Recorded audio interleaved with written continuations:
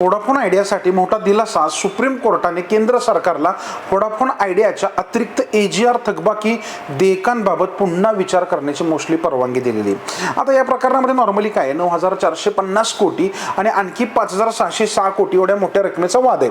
आता हे का महत्त्वाचं आहे तर लक्षात ठेवा, AGR म्हणजे काय असतं तर ॲडजस्टेड ग्रॉस रेव्हेन्यू म्हणजेच काय तर टेलिकॉम कंपन्यांच्या परवान्याच्या आणि स्पेक्ट्रमच्या फीवर आधारित असलेला एक महसूल आहे. आता या वादामुळे व्होडाफोन आयडियावर थोडं आर्थिक ओझं आलं होतं.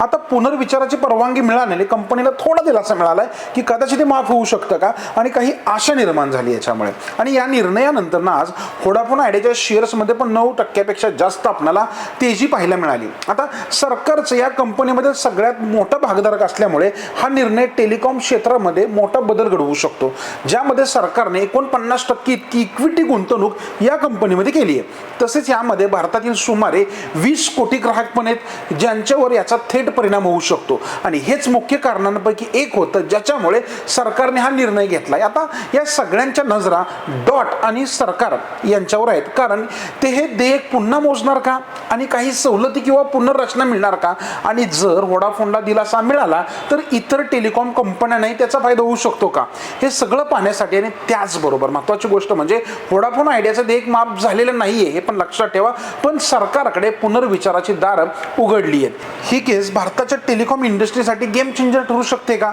हे पाहण्यासाठी आपल्या चॅनलला सबस्क्राईब करा विसरू नका.